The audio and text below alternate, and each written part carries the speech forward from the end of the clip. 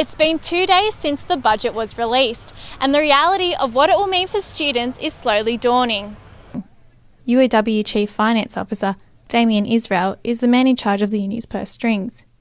We can't allow the organisation, because of its importance to the Illawarra, to not be able to sustain itself financially. The Ebola virus epidemic in West Africa has been in the news for several months now.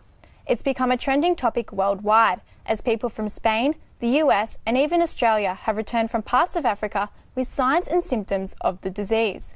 Some health officials are trying to reassure Australia that we're well prepared in case an Ebola crisis sort of strikes.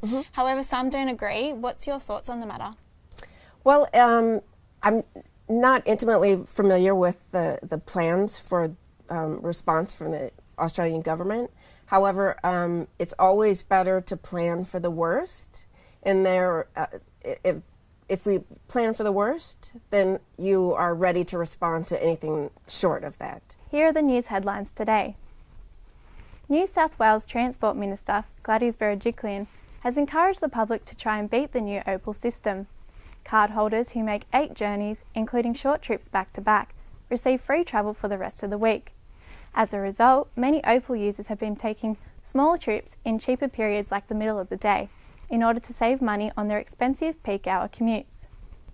Apple have announced a release date for the iPhone 6, the iPhone 6 Plus and the very first Apple Watch.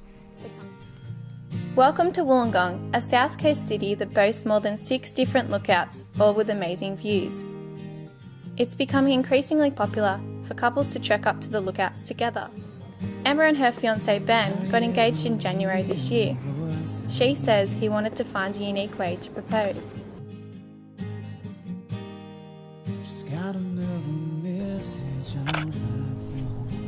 And it's easy to understand why the lookouts are perfect for those romantic occasions. Even with the winter weather, the view is spectacular. Can you give us a brief overview of your campaign policies?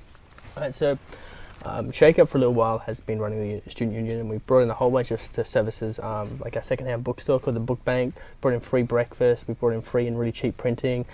We've successfully lobbied the university to get free financial and legal services on campus, so they're really important stuff, and we just want to keep UAW hosted its first live art week this Monday and Tuesday, showcasing emerging artists in an interactive live art space. Students were able to approach and watch some of our local talents in action. Joel Tonks, UAW Honours student and artist, said he thought the event was successful. Yeah, I think the campus really lacks that in a lot of ways, that a lot of people think they can't do art, and this is kind of trying to get people involved and show that they can be part of it. And so you guys were down on the other lawn before and you've marched up here? We did, yeah, and it seems like quite a few people actually, saw it and joined in, which is good, yeah. And who are we hearing from today on the stage? Look, there's been speaker John Passant from the Casuals Network and one of the organisers of today's event. Now we've got a high school student up there, and we heard... Justin Bird, head trainer at Wollongong CrossFit, said the local team was eager for the games to begin today.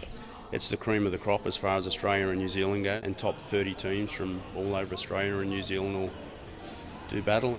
CrossFit is known worldwide as an extreme test of strength and endurance.